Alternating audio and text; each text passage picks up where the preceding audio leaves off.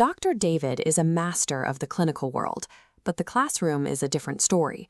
He is struggling to keep his head above water while teaching a new rotation of students. Many believe that teaching is an innate gift, that you either have it or you don't. But great educators are not born. They are built through the application of specific, timeless principles. To begin this process, you will need your next lesson plan, a journal, and one specific teaching challenge. Most importantly, you need intellectual humility, the willingness to set aside old habits to make room for better ones.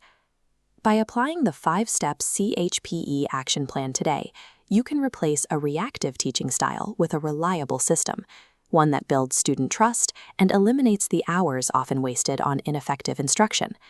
When we feel overwhelmed, we often try to fix everything at once, staring at a massive curriculum and hoping for a total overhaul. Step 1 is to move past general frustration.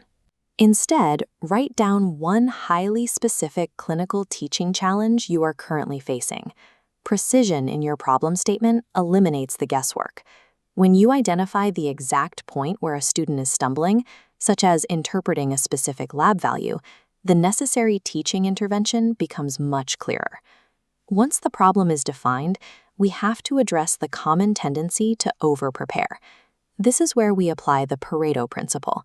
Step 2 requires you to identify the 20% of your syllabus concepts that will generate 80% of the clinical impact for your students.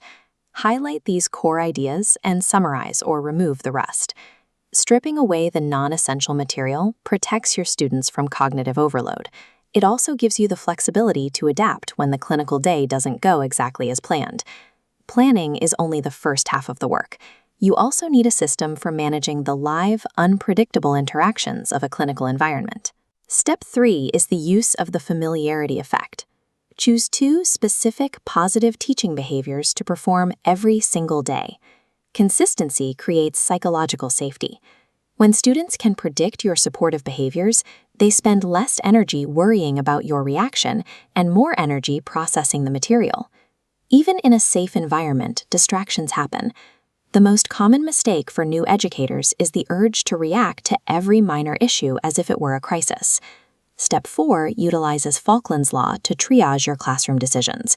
You must separate incoming challenges into those requiring an immediate decision and those that can wait. While safety protocols always require an immediate response, things like minor student distractions or side conversations usually require you to wait.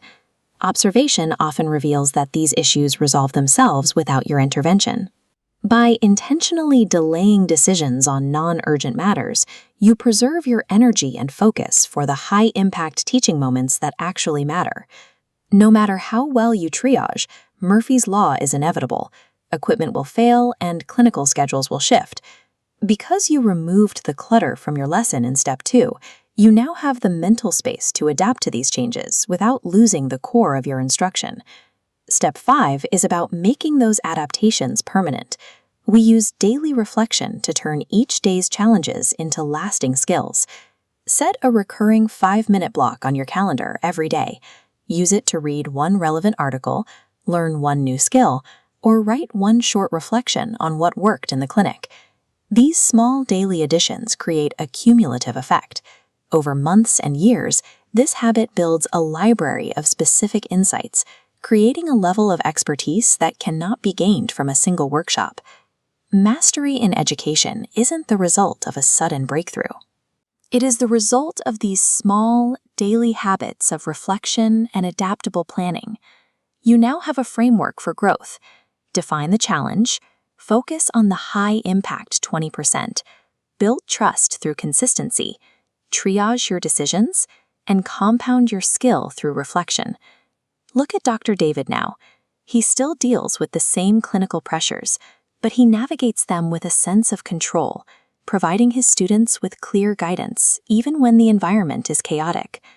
Take your action plan and apply Step 1 to your very next teaching session. Isolate that one specific challenge and write it down. The CHPE journey moves beyond a goal of earning a certificate.